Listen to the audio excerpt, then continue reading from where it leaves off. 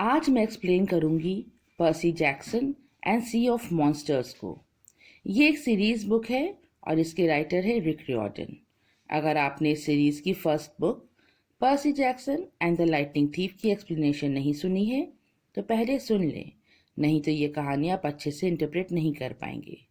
उस कहानी का लिंक डिस्क्रिप्शन बॉक्स में दिया गया है। चलिए शुरू करते हैं आज की एक्सप्लेनेशन।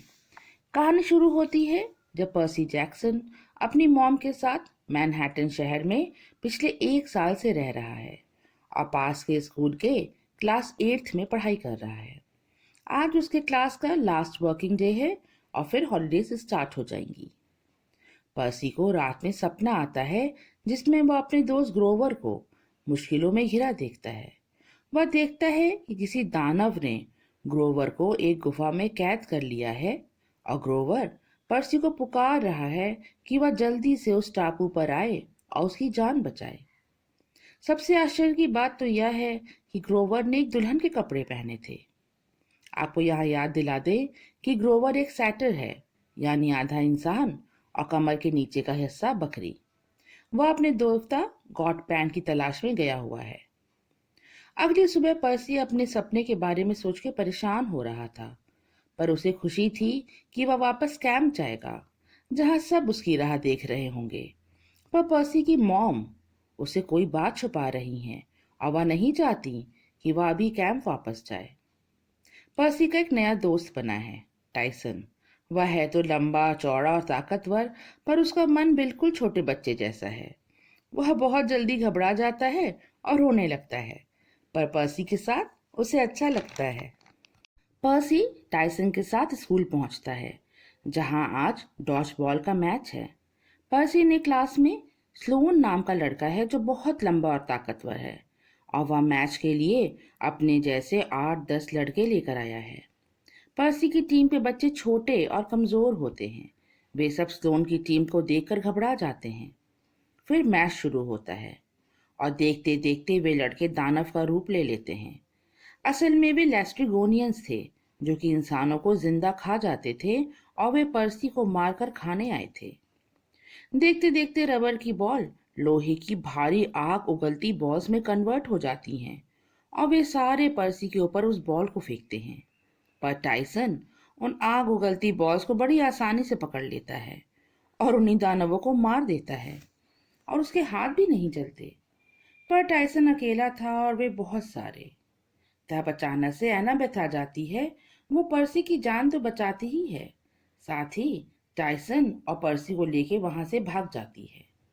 ये तीनों एक जादुई टैक्सी में बैठते हैं जिन्हें 3 बूढ़ी औरतें चला रही थीं। पर आश्चर्य की बात यह थी कि उन तीनों औरतों के पास एक ही आंख थी और वे बहुत तेजी से उन्हें कैंप की तरफ लेकर जाती हैं।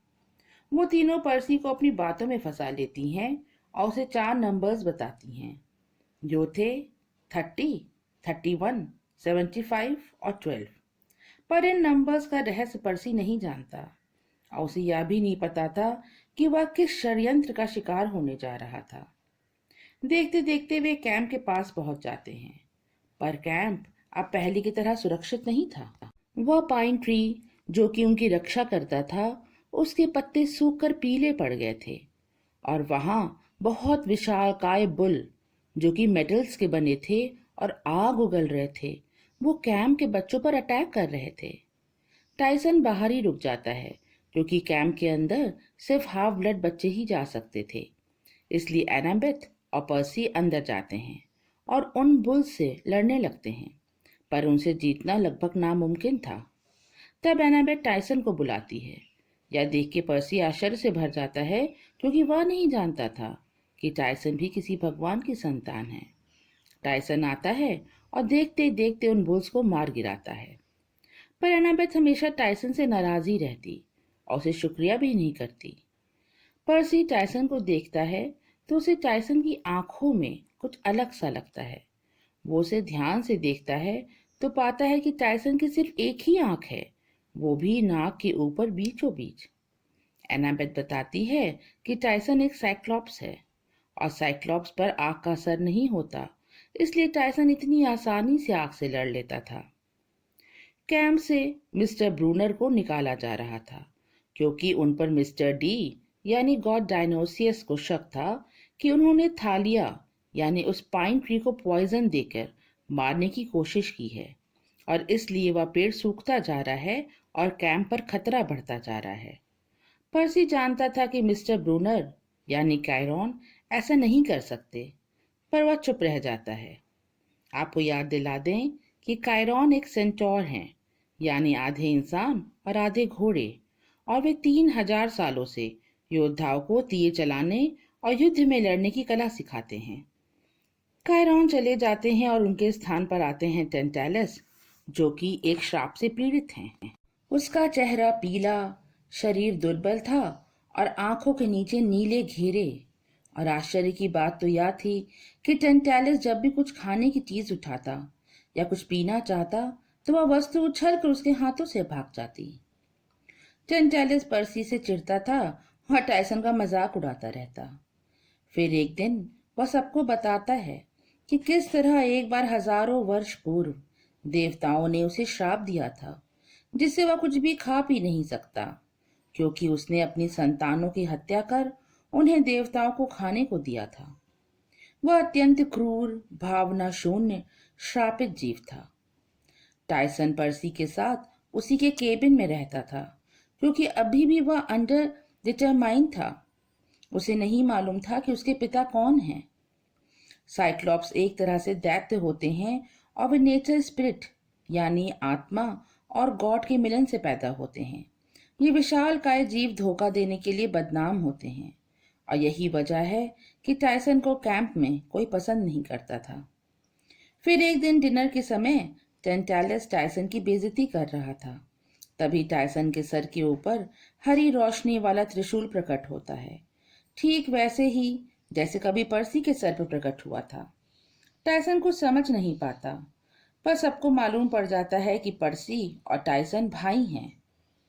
दोनों के पिता गॉड ऑफ सी पोसाइडन हैं, पर पर्सी को टायसन को अपना भाई कहने में शर्मिंदगी लगती। कैंप में सभी टायसन को लेके पर्सी का मजाक बनाते, पर टायसन वो तो पर्सी को अपने भाई के रूप में पाके बहुत खुश था। फिर एक दिन कैंप में बहुत बड़ी दुर्घटना होती है।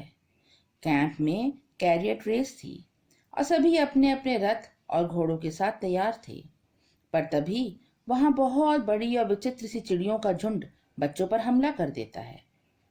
कैंप की सुरक्षा घटती जा रही थी और पाताल लोक से मॉन्स्टर्स तरह तरह से हमला कर कैंप को नुकसान पहुंचाते रहते। फिर डायनोसियस और टेंटालस ने फैसला लिया कि किसी भी तरह गोल्डन फ्लीस यहाँ कैंप में लानी होगी। गोल्डन फ्लीस एक सुनहरा पंख था जो सालों पहले देवताओं से चोरी हो गया था। वह कहाँ था किसी को नहीं पता। पंख मरते हुए को जिंदा करने, घाव भरने और नया जीवन देने के लिए जाना जाता था। पर जहां भी वह होगा वहां हरियाली और संपन्नता रहेगी। उधर पर्सी को लगातार ग्रोवर के बड़े विचित्र से सपने आ रहे थे। वह देखता कि ग्रोवर उसे मदद के लिए पुकार रहा है और उसने दुल्हन के कपड़े पहने हैं, जिससे उसका चेहरा ढका हुआ है। गुफा के बाहर से कोई दानव उसे तैयार होने को कह रहा है। फिर वह देखता कि ग्रोवर गुफा के बाहर आया और जिस टापू पर है वहां एक बहुत बड़ा सा साइक्लॉप्स है जो बहुत सारी भेड़ों को पालता है, शायद उन्हें खाने के लिए। और वहीं एक पेड़ भी है जिस पर वो गोल्डन फ्लीस टंगी हुई है, वही फ्लीस जो कैंप को बचा सकती है, पाइन ट्री को फिर से हरा भरा और जादू से भर सकती है। पर्सी अब जाना चाहता है ग्रोवर को बचाने के लिए, कैंप को बचाने के लिए, पर उसे इसकी इजाजत नहीं मिलती और क्लैरिस को उसकी टीम के साथ भेज दिया जाता है। क्लैरिस जो कि युद्ध के देवता एरिस की संतान है और युद्ध कौशल में पारंगत है। पर्सी दुखी होकर समुद्र के किनारे बैठ जाता है, क्योंकि उसको सबसे अधिक शांति वहीं मिलती थी। उसे वहीं कोई मिलने आता है। उसके कंधे पर ढेरों चिट्ठियों से भरा बैग था और साथ में मोबाइल जिसमें लगातार मैसेज आ रहे थे। दरअसल वह गॉड ऑफ मैसेंजर हर्मीस थे, जो कि ल्यूक के पिता थे। ल्यूक जो कि हाफ ब्लड था और पिछले साल वह पाताल लोक की काली शक्तियों के देवता क्रोनोस से जा मिला था। हर्मीस पर्सी से कहते हैं कि उसे अवश्य ही वह फ्लीस लानी चाहिए और साथ ही अगर उसे ल्यूक मिले तो उसे समझा बुझाकर वापस कैंप ले आए। वह पर्सी को यात्रा के सभी सामान देते हैं, साथ ही एनाबेथ और टाइसॉन को भी उसके साथ भेजते हैं। रास्ते में पर्सी को 3 बूढ़ी औरतों की याद आती है जिन्होंने उसे खास नंबर बताए थे, 30, 31, 75 और 12। पर्सी अब ना जाने कैसे पर यह जान गया था कि ये लैटिट्यूड्स और लॉन्गिट्यूड्स के कोऑर्डिनेट्स हैं जहां पर उसे फ्लीस मिलेगी। इंसान इस जगह को बरमुडा ट्रायंगल के नाम से पुकारते हैं और इसे बहुत ही खतरनाक जगह मानते हैं क्योंकि यहाँ पर कई जहाज गायब हो चुके हैं। वहां पहुंचने के लिए अभी भी इन्हें कई मुश्किलों का सामना करना था। ये तीनों हिप्पोकैम्पाई यानी ऐसे मछलियां जिनके सर घोड़े के होते हैं, उन पर बैठ के अपनी आगे की यात्रा पर निकलते हैं। टाइसॉन खुश होकर इन्हें रेनबो बुलाता था और उन दोनों में गहरी दोस्ती हो जाती है। वो मछलियां उन्हें एक जहाज तक पहुंचा देती हैं जिसका नाम प्रिंसेस एंड्रोमेडा था। पर उन्हें यह पता लगते देर नहीं लगती कि इस जहाज पर मॉन्स्टर्स भी सफर कर रहे थे और उनमें से एक ल्यूक भी था।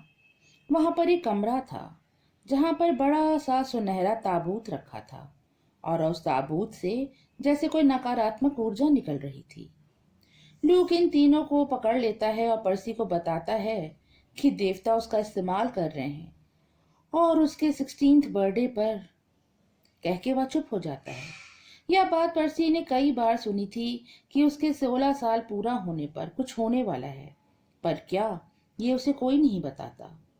पर्सी, टाइसन और एनाबेथ वहां से अपनी बोट पर बैठ के भाग निकलते हैं। उन्हें भागने में मदद करता है वो फ्लास्क जो कि हरमीज ने उन्हें दिया था। उस फ्लास्क से हवा के तेज झोंके निकलते थे। पर पर्सी को इस बात से आश्चर्य हो रहा था कि इतने मॉन्स्टर्स के रहते इतनी आसानी से वो कैसे बच निकले। क्या ये लोग की कोई सोची समझी चाल थी? क्या जानबूझकर उन्हें वह फ्लीस लाने को कहा गया था? और आखिरकार उस सोने के ताबूत में क्या था?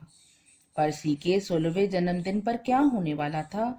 ये सारे राज मन में लिए पर्सी, टाइसन और एनाबेथ मियामी के बीच पे पहुंचते हैं।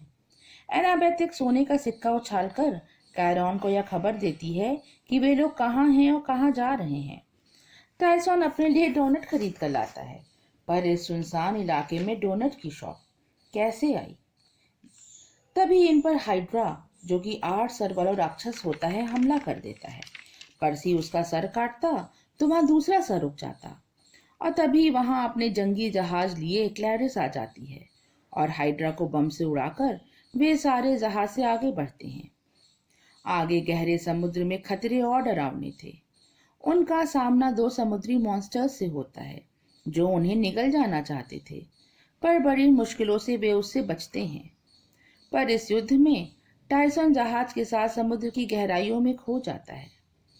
टाइसन के जाने से पर्सी बहुत दुखी था, पर एनाबेथ के साथ वो अपने आगे का सफर जारी रखता है। उसे सपना आता है कि उस सोने के ताबूत में क्रोनोस के अवशेष हैं, वो अवशेष जिसे हजारों वर्ष पहले गॉड ज़्यूस ने पाताल की गहराइयों में छुपा दिया था, पर शायद ल्यूक उसे निकाल कर ले आया है। यह देख के पर्सी बहुत डर जाता है और उसे वो 3 बुढ़िया फिर से याद आती हैं। वो बार बार सोच रहा था कि आखिर उन तीनों ने उसे बरमुडा ट्रायंगल के कोऑर्डिनेट्स क्यों दिए। कैसे पर्सी हर बार दानवों के हाथ से बच जाता था और ये राक्षस उसे मारने से पहले एक बार उसे भागने का मौका क्यों देते थे।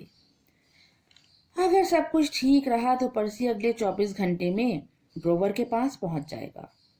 एनाबेथ से पर्सी उस भविष्यवाणी के बारे में पूछता है जो उसके 16वें जन्मदिन के लिए की गई थी। एनाबेथ बताती है कि उसे ठीक से तो नहीं पता, पर ज़्यूस, पोसाइडन और हेडीज, इन 3 बिग 3 में से जिसकी भी हाफ ब्लड संतान 16 साल तक जीवित रह जाएगी, वह यह निश्चय करेगी कि भगवान या शैतान इनमें से किसका राज होगा धरती पर। इसलिए देवताओं ने फैसला किया था कि वे कोई भी संतान मनुष्य के साथ उत्पन्न नहीं करेंगे, पर ज़्यूस ने इस कसम को तोड़ दिया और थालिया का जन्म हुआ, पर वह भी मरकर पाइन ट्री बन गई। अब सिर्फ पर्सी ही जीवित है और 3 साल बाद वह 16 साल का हो जाएगा। इसलिए सारी शैतानी शक्तियां चाहती हैं कि पर्सी देवताओं के विरुद्ध हो जाए और उनका साथ दे। काफी देर तक समुद्र पर यात्रा करने के बाद वे एक छोटे से टापू पर पहुंचते हैं, जहां एक बिजनेस सूट पहने लड़की उनका स्वागत करती है। पर यहाँ वो एक छलावे में फंस जाते हैं। इस टापू पर सरसी नाम की जादूगरनी रहती थी, जो यहाँ पर आए लोगों को अपनी खूबसूरती से धोखा देकर जानवर बनाकर उन्हें पिंजरे में कैद कर लेती थी। ऐसा ही कुछ हाल पर्सी का भी हुआ, पर हर्मीज ने जो मल्टीविटामिन उन्हें दी थी, उसे खाने से सरसी का जादू भंग हो गया और एनाबेथ और पर्सी वहां से भाग निकले। बाहर पर्सी को एक जहाज दिखा जो उसके कहने भर से समुद्र में चल दिया। एनाबेथ और पर्सी अब आगे की यात्रा पर चल देते हैं। उस रात पर्सी को फिर से क्रोनोस के सोने के ताबूत का सपना आता है और क्रोनोस सपने में इतनी जोर से हंसता है कि सारी शिप हिल जाती है। एनाबेथ बताती है कि आगे एक आइलैंड आने वाला है जिसका नाम द साइरेंस है। उस आइलैंड पर गाने की इतनी मधुर आवाज आती है कि लोग खुद को वहां जाने से रोक नहीं पाते और वहां जाकर मारे जाते हैं। पर एनाबेथ वो गाना एक बार सुनना चाहती थी, क्योंकि साइरेंस के गाने में उस इंसान की सबसे बड़ी डिजायर की सच्चाई उसे बताई जाती है, जिसे सुनकर वह बुद्धिमान हो सकता है। पर्सी के मना करने पर भी एनाबेथ वह गाना सुनना चाहती थी, तो पर्सी उसकी रक्षा के लिए उसे रस्सियों से बांध देता है और अपने कानों में वैक्स भर के बंद कर लेता है। पर जब एनाबेथ वह गाना सुनती है तो वह पागल हो जाती है। वह खुद को रोक नहीं पाती और रस्सियां काटकर पानी में कूद जाती है। पर्सी उसे बचाने जाता है तो देखता है कि वहां आइलैंड पे बड़े बड़े गिद्ध बैठे हैं, जिनके सर इंसानों के हैं। पर्सी उन्हें सुन तो नहीं पाता, पर वे गिद्ध इंसानों की शक्ल बदल रहे थे, जो पर्सी को बहुत प्यारे थे, जैसे उसके पिता पोसाइडन, उसकी माँ, ग्रोवर, टाइसन और कैरॉन। उस टापू के किनारे पर तीखे दांत जैसी चट्टानें थीं, जिससे टकराने पर जहाज चकनाचूर हो जाते थे। पर्सी एनाबेथ को बड़ी मुश्किलों से बचाता है और एनाबेथ बताती है कि उसे वहां उसकी माँ, पिता और ल्यूक दिखे थे, जिनसे वो बहुत प्यार करती थी। वह आइलैंड लोगों को ऐसे लुभावने दृश्य दिखाता था कि ना चाहते हुए भी वे खिंचे चले जाते थे। अगली सुबह वो एक दूसरे आइलैंड के पास पहुंच जाते हैं, जहां बहुत हरियाली थी और पहाड़ पर भेड़ें थीं, पर वह भेड़ें बहुत बड़ी थीं।